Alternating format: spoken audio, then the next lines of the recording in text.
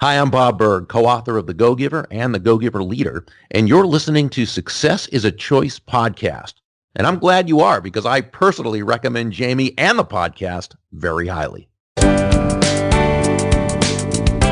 Providing insights to help you grow your business, improve yourself, and add value to those around you. You're listening to the Success is a Choice podcast, where you get a peek into the lives of industry leaders as they share their stories with you.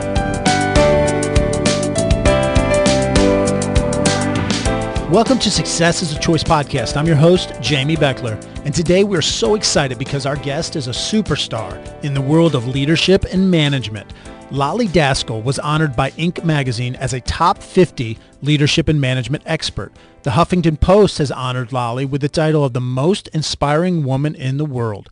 She is the go-to executive leadership coach for Fortune 500 executives. She regularly writes for the Harvard Business Review, Inc., Fast Company, Huffington Post, and Psychology Today. Her newest book is called The Leadership Gap: What Gets Between You and Your Greatness. Oh yeah, and she has more than 1 million followers on Twitter. Not too shabby. Lolly, thanks for joining us today. Jamy, it is a privilege and it's going to be a great pleasure. I'm looking forward. Well, thanks. Let's just jump right in. Our podcast is called Success is a Choice.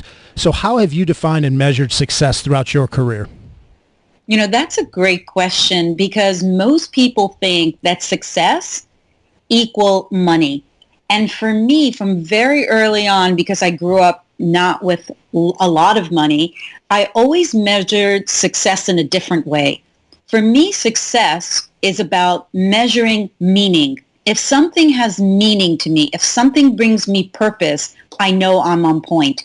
Because money can come and money can go, but the idea of meaning and purpose, that has sustainability. So when you're working with these upper level Fortune 500 executives, you know, a lot of them, I imagine they're the way they measure success is the bottom line. And you talk about meaning. How do you balance those two? How do you walk that line with your clients? You know, again, a great question, because most of the Fortune 500 CEO executives have to be accountable to their board. And the board is all about, what have you done lately for the business? What targets have you reached? How much money are we making? And so that's very difficult to say, okay, go find meaning. The question was, how do I define meaning? So for me, success is meaningful. For a CEO, it must be that they reach their targets. It must be that they're successful through metrics and measurements of making money, being global, bringing in being competitive, having a competitive advantage. That's important. But what I also bring to each executive is, yes, you have to be accountable and responsible to the people that you lead and to those who have put you in this position. But for yourself, there has to be an inside-outside. In order for you to show up every single day and work as hard as you do, we have to find meaning for yourself. So yes, we need to be responsible for what we do, but we also need to be responsible for who we are. Well, you've been recognized. I mentioned it in the intro. A lot of titles, a lot of recognition. You've done a lot in your career. What are some of the things that stand out to you or you're most proud of? At a very early age, I actually had this kind of mantra that I started very young, because I had a difficult childhood. I didn't know what I wanted to do in my life. I found things to be very challenging. And at a very early age, I remember thinking to myself, what is important to you? What will be the standards by what you will make it through these challenges? And what stood out and has been standing out for me is that very early on, I defined values for myself. These will be the metrics of which I would exist, I would make decisions and take actions.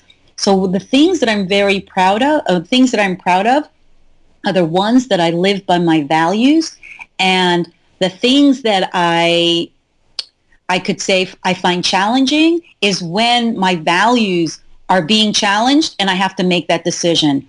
So if I know that I take on a new client, or I take on a new project, or I make a decision and it's based on values, I'm very proud.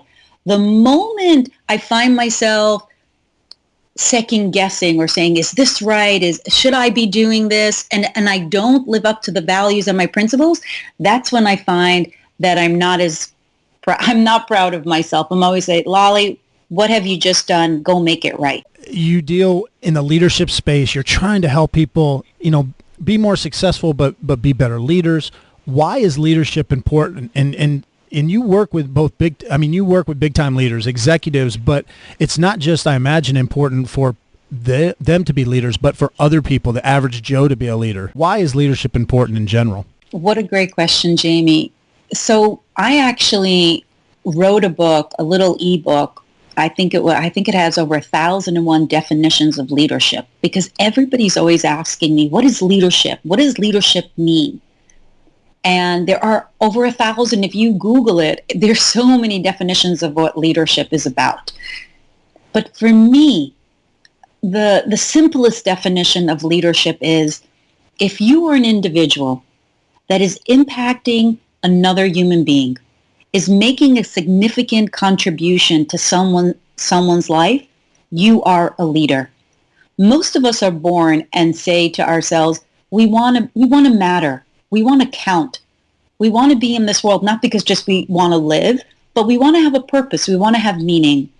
And so for me, leadership is about making this impact, making a significance, making a difference. Most people think that to make a difference, you have to be Mahatma Gandhi, you have to be JFK, you have to be someone, Einstein, Leonardo da Vinci, but that's not true.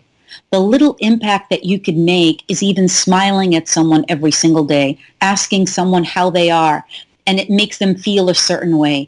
That's the measure of what I say you can make an impact. So when we want to make a difference, when we want to matter, it's always those small acts of kindness that give us and put us in that leadership position. And the thing is, people say, I don't know how to find my purpose. I don't know how to find my meaning. And that's why a very long time ago, over 35 years ago, I named my company Lead From Within. Because you can't find what you need as a leader externally. You have to first find it internally. Once you can lead from within, you can always lead others on the outside. But you have to know yourself. You have to know what's important to you. You have to know what it means to make an impact. So everybody listening, people think that leadership is position or title. No, it's those small acts of kindness that really make a difference in someone's life. So that's why leadership is important, and that's why it's important to find it within yourself. Living a life, Jamie, is good. But living a life as a leader, that's where you find greatness. Well, and whether somebody is a big-time executive, CEO, or just working in an office somewhere, you have a new resource. Your new book, The Leadership Gap, is something that anybody could pick up and learn more about leadership. But it's been in the top 5 for Wall Street Journal's bestsellers list. Why is this book different than all the other leadership books out there? Kind of what's the genesis of this book? Why will it last maybe and have sustainability as a leadership book? So as you know, because you've heard me maybe on another podcast or you've read something about me, I read a book a day. And I've read almost every single book that is out there on leadership or business and many other subjects. And the thing is, what I do, my system, is different than anything else that is out there. So my book will have sustainability only because I'm bringing something new to leadership that I haven't heard of before. So you talk about the gap, between a kind of where your strengths, your weaknesses, what lies between greatness. Talk a little bit about some of the favorite parts of the book. Obviously, it's all your favorite. It's like trying to pick your favorite kid. But kind of what are some of the favorite or the highlights of the book for our listeners? So there's a few things that are very important about the book that differentiates the book. Number one is most of the books, when you read about leadership, talk about how to be a leader, what to do when you're a leader. Even Simon Sinek, why? Why do we do what we do? But what I have found is that many books, maybe none of the books, talk about who. Who are you? And what drives you? It's about that inner work, that lead from within that books don't talk about. What we need to understand is, and I have a background in philosophy and psychology, is what I discovered was that within us, Jamy, we have greatness, but we also have a gap. Is that in the best intentions, we want to bring the best of who we are, but sometimes something gets in the way. And if we're not aware of that who, and I'll talk about it because my book talks about 7 archetypes, there are 7 who's that get in the way, that we won't find the success we want. We'll find ourselves saying to ourselves, we don't have the resources we need to succeed. Or we'll say, I'm playing small and I don't understand why I'm playing so small. Or someone will say, I'm stuck when I know that I could do better. Any of these little reasons that keep you from your potential, from being who you are meant to be, means you have fallen into a gap. And so this book is interesting because it's almost like having your own inner coach. Once you learn the system, you'll be able to identify it within yourself immediately. And another important aspect, this is a deeper level of the book, I live my life, as I said earlier, on values. These 7 archetypes that I talk about are really about the virtues. If you don't have these 7 virtues, you can't take the right actions in life. You can't make the right decisions. You can't have those meaningful relationships. And you can't make those connections that you need to make in order to feel that you're living a purposeful life, a meaningful life. So those are the aspects to the book that make this book so different. And that's why it will be sustainable and different. You talk about being a habitual life learner and asking good questions, maybe good open-ended questions. How does this play into the idea of being a good leader? So one of the archetypes I want to talk about, because that is a real game changer for most individual. First of all, the book talks about the rethink system. Rethink is an acronym for the 7 archetypes. And if you go down the list in the rethink, you come to the navigator. A navigator is an individual like most of the people listening to your podcast. It's smart individuals. They're practical. They're pragmatic. When a problem comes along, they're very good at solving it. And because that is true, people trust them. But what people don't understand, that within us, we have a gap when it comes to that archetype. Let's say someone comes to you and says, I have a problem. It could be your spouse. It could be your client. It could be your colleague. It could be your partner. What do we normally do, Jamy? The minute someone says they have a problem, most of us, 99% of us, will immediately jump in and say, oh, you have a problem? This is what you need to do. And you become the leadership gap of the fixer. I'll fix your problem. I'll tell you what to do it, when to do it, and where to do it. What we don't realize on a deep level, on a psychology level, is that people think we're arrogant. People think like, why are they fixing my problem? All I want them to do is to listen. I want them to be silent. I want them to listen. I need someone just to listen to me. I don't want them to fix it. And so when you are a coach, if you are going around fixing your problems of your clients, you're not going to have sustainability in your business. I don't fix the problems of my clients. That's why I have sustainability. I'm a navigator. I'm someone who's practical, pragmatic, but I listen, I'm silent, and I navigate by asking open-ended questions to allow the individual to find the answers within themselves. Even though I have the answer, by asking the right questions, I lead them to the correct answers for themselves. I don't need to show them how smart I am. They need to find smartness within themselves. That's how we empower people. Being a fixer disempowers. Being a navigator empowers. We'll get right back to this great conversation with Lolly Daskal in a moment. Lolly's book, The Leadership Gap, What Gets Between You and Greatness, has been in the top 5 of the Wall Street Journal bestsellers list, and now you can get the book for free. Our friends at Audible are offering our listeners a free audiobook download through the website audibletrial.com/Success is a Choice podcast. From there, you can get The Leadership Gap as a free audio download. Once again, that address is audibletrial.com/Success is a Choice podcast. And now back to our great conversation with Lolly Daskal. You work with high-level executives, and one would think that they, of all people, don't need a coach. Why do they need a coach, and why would anyone need a coach for that matter? Everyone needs a coach because we only know what we know. And the thing is, when you have an individual that has experience in many fields, has done many things in their life, they have experiences, they have knowledge, they have wisdom, and if they are the right kind of coach, they will ask one particular question that will then open up a Pandora's box of thinking that they haven't even thought of. The smartest men and women that I have met know what they know, but what they don't know, they don't even know they don't know. So a great coach will take them down a path that they haven't even thought of before. It's kind of, most people do a lot of thinking. I'm the kind of coach that has you rethinking what you know and don't know.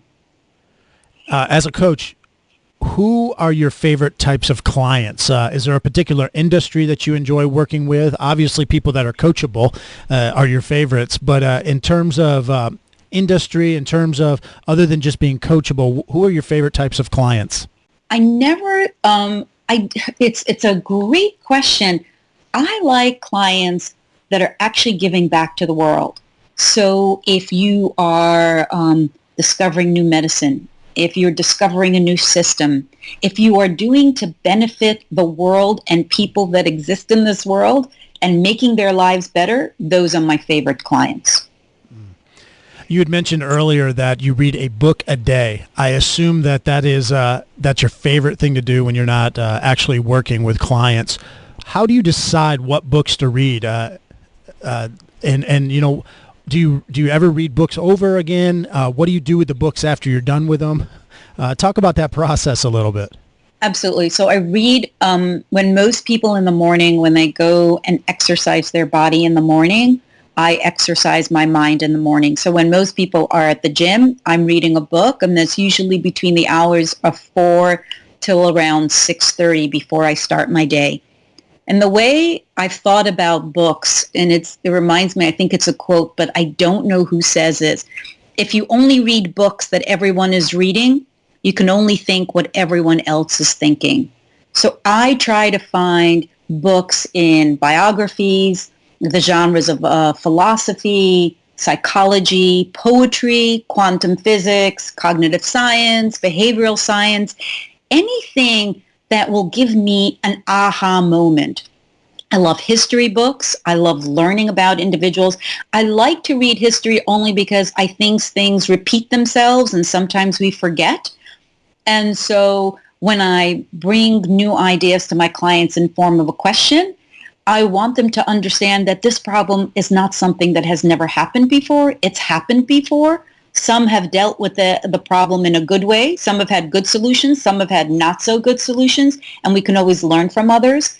And yes, I do read one book every single year, every single day on my birthday, every single year. I reread Viktor Frankl's Man's Search for Meaning. And I reread that book on my birthday because when I started this ritual 27 years ago about rereading this book, every time I read it again, I always find something new that I didn't get the year before. And I have this little mantra that I always say to myself, Lolly, what can you do today that was better than yesterday? And what can you do today that will be better than tomorrow? So I always try to improve myself. So that's why I always read, Man's Search for Meaning by Viktor Frankl. Well, I think you're the first guest I've ever had that reads quantum physics books. Now, how does that help other than you become smarter? Do you have clients that would be of interest to them? Absolutely. Absolutely. And I want to be able to contribute to the conversation as much as I can. Being a woman, I want to be able to add something to a conversation when I'm the only woman in a room usually. And so I might not be the first one to speak, but when I speak, I'll have something that will be of value. That's a great point. I like that. I like that a lot. So do you ever read books on your tablet, or is it just all physical books? A great question, because it used to be before the tablet came out. I'll never forget, I used to go to Amsterdam almost every 10 days, and they used to say, oh, Lolly, she has no clothes, but she has books. I used to have like 10 to 12 books in the suitcase. So when I travel with one book and a tablet, But when I'm home or when I'm not on a plane, I usually carry a physical book. I love physical books. Do you dog ear the pages? Do you use a highlighter? Do you take notes in your books?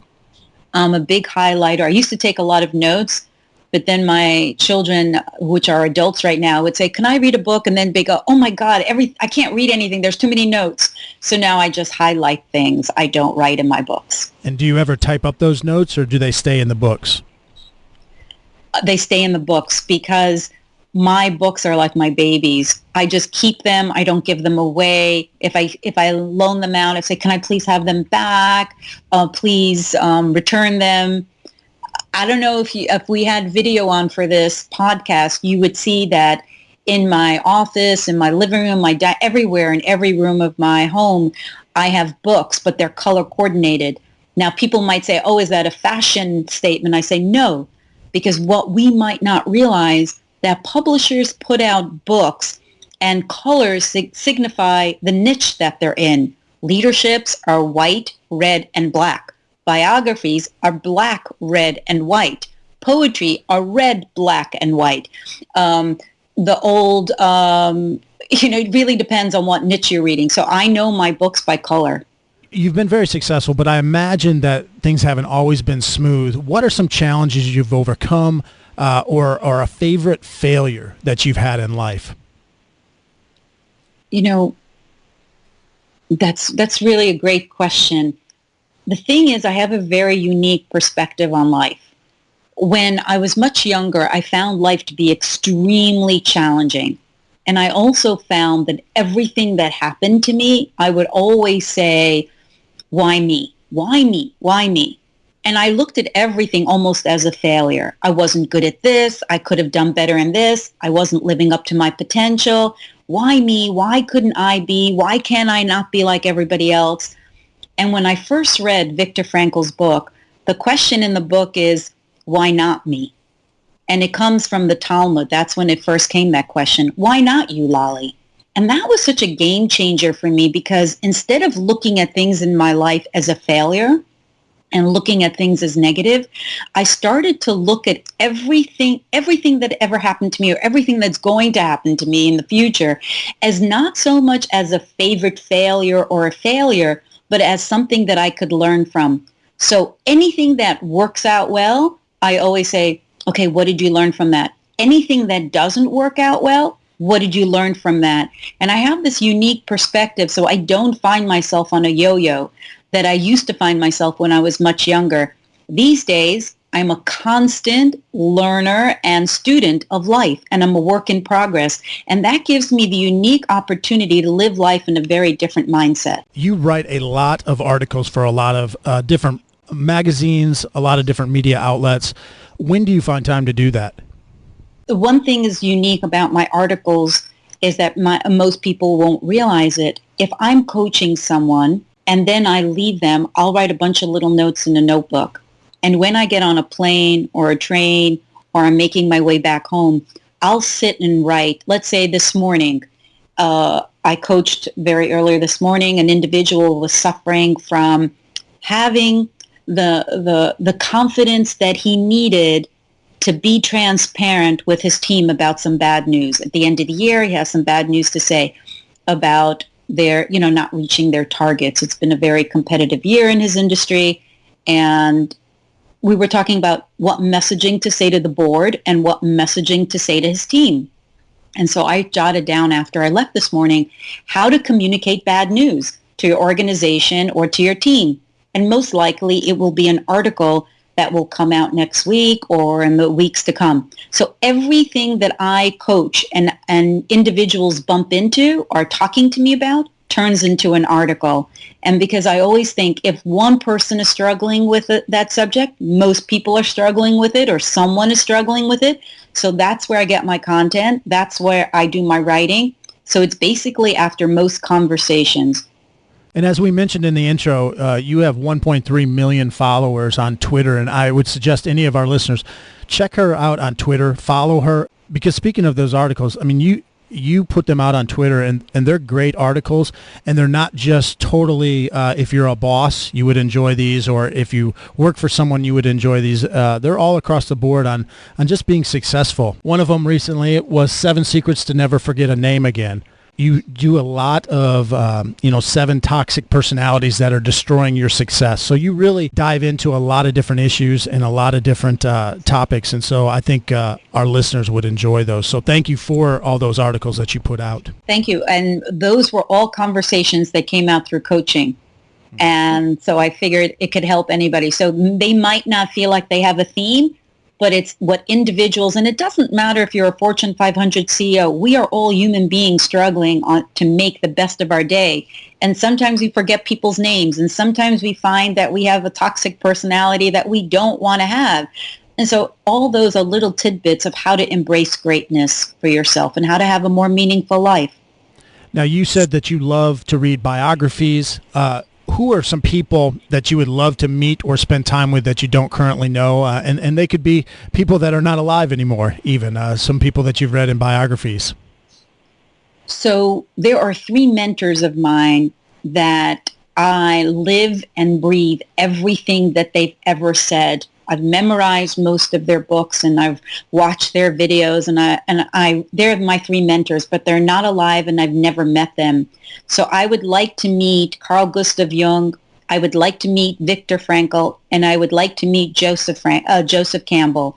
These are the 3 individuals that, if I could, I would love to sit down and have dinner with and have a conversation with. And a person alive today that I would like to speak to is our ex-president, is President Obama. I would like to see what he felt he accomplished and what he feels like now. Because to sit back and to watch someone talk about you in a certain way, I wonder how an individual deals with it. What do you think about? What don't you think about it? How do you rise above the fray? And so it would be a conversation that I would like to speak, to have with him. What is a purchase of $100 or less that had a profound effect on your life? My favorite thing in life is my family. My 3 children are the love of my life. But they even know, if you want to get mom a gift, get her a book. Just buy her a book and she'll be the happiest. And that's actually not my first purchase. My first purchase is, Mom, we're coming over for dinner. That's the best. They actually asked me for the holidays, what do you want? I said, how many nights are you coming over for dinner? Because that's the best gift you can give me. And then get me a book. Lolly, what is one of the more recent books or newer books that you've read that you'd love to tell us about? I read a book early this week, and I think my life has changed. So it's a new book that just came out, and it's George Washington's farewell speech. And it's written by the editor of the Daily Beast. And I think every single individual, doesn't matter what country you're in, what you do for a living, to read that book is a game changer. It brings us back. Now, George Washington was not a perfect human being. He was a flawed human being. That's what makes him so great, because even though he was flawed, he changed our lives. He made an impact on our lives. And even the farewell speech, which he wrote, was challenged for many years. People say he didn't write it, but he actually did write it. Just to read what he wanted people to remember about themselves shows us what a great leader is all about. Where can people connect with you or find out more about what you're doing? I am, as you mentioned, on Twitter, constantly trying to bring as much value as I can under Lolly Daskal. But my website, lollydaskal.com, and Inc., I put out an article every single day. And write to me, find me on LinkedIn, again, under Lolly Daskal. I love to connect with individuals, especially for those who are looking for meaning and purpose and looking to lead from within. Well, Lolly, you've provided some great insights. I appreciate that. And like I said before, a great follow on Twitter, on LinkedIn, great articles that can help anybody no matter where you're at. So, Lolly, thank you so much for taking the time and continuing to add value to people's lives. Jamy, thank you. First of all, you had great questions, and thank you for this opportunity. I'm a huge fan of Lolly Daskal, and it was truly an honor to have her on the show today. Her insights have motivated and educated millions of people, including myself. And I strongly recommend reading her book. Remember that you can download the audio copy of The Leadership Gap for free by going to audibletrial.com/Success is a Choice podcast. Thanks again for listening. And until next time, remember that success is a choice. What choice will you make today?